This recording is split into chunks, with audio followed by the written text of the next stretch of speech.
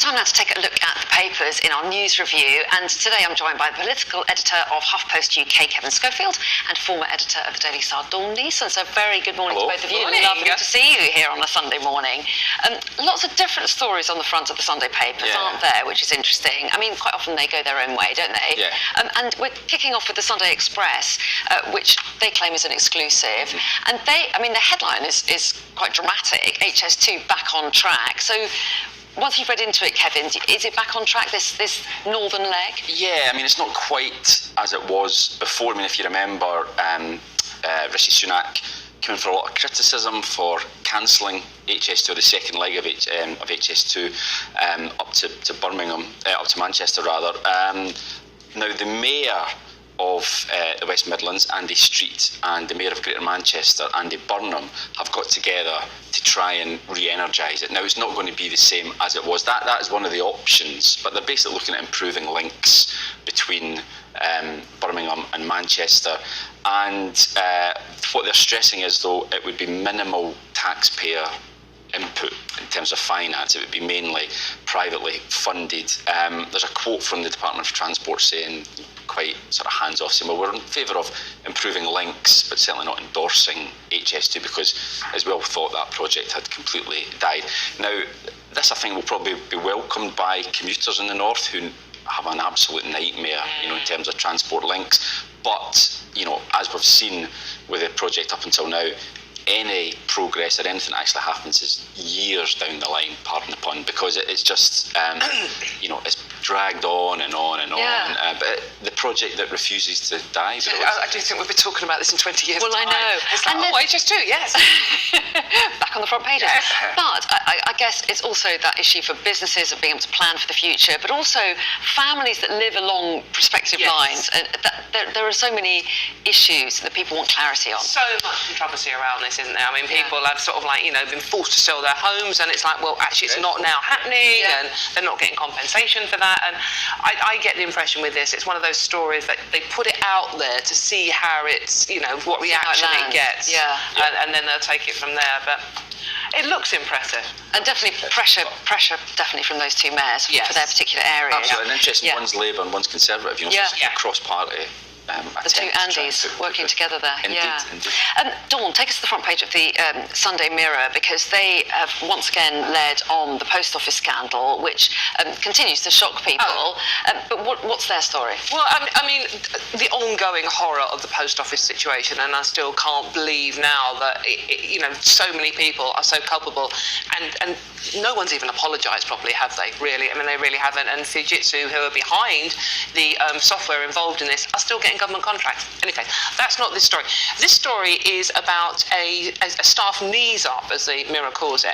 It's the Post Office's annual Retail Sales Awards, where they give awards out to various staff who have achieved well in the sales area. Happened in 2017. And they've got footage of Paula Venables, who was then the boss, actually dancing at the party.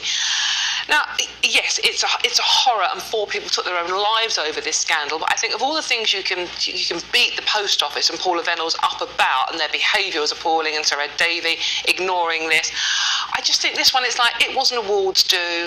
I think it's almost a bit of a side issue. Yes, they had an awards due when this was going on. This was 2017, and when Paula Venables had literally just given evidence that it has later proved to be inaccurate and misleading on the High Court during the Alan Bates whistleblower court case. So I think, yes, the whole thing is a horror story. Yeah, I guess if you're one of the sub-postmasters and you were going through that at the time, and then you see this footage, it would be it makes you very angry. Rubbing salt in the wounds. It is rubbing salt in the wounds. But as I said, there's so much bad behaviour gone on here.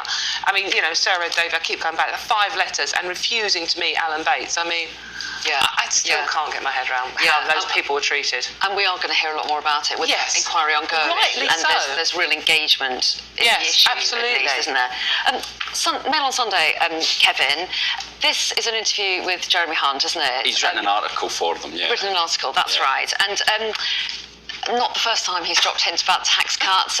What's he saying this morning that's different? Well, funny enough, Rishi Sunak has written an article for The Sun on Sunday basically saying the same thing, dropping these hints. Now, they've been dropping hints about tax cuts for weeks and weeks and weeks. I think it's pretty much a nailed-on certainty that come the budget in March. Is there a risk that they build up too much and then it's a Well, there is a bit of that. outcome? I think there is a bit of that, but I think because they're doing it so consistently and repeatedly, there is going to be pretty big tax cuts coming.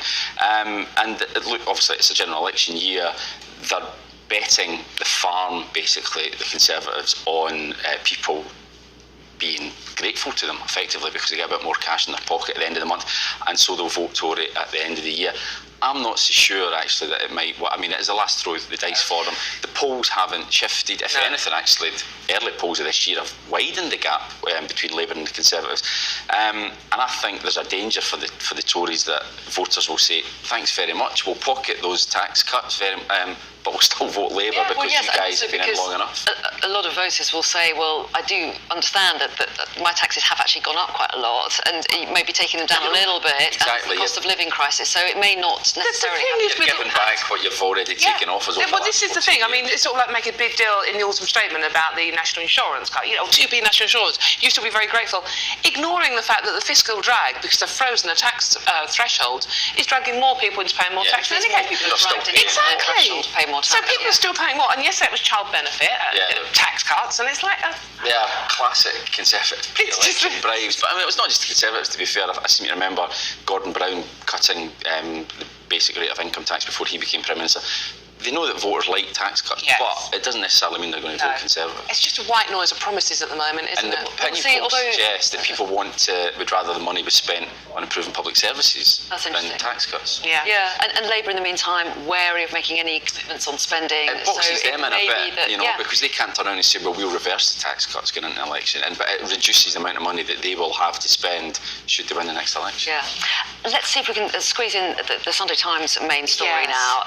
This is the rise in the number of measles cases, which is really causing some concern, isn't it? It's very worrying, actually, Anna.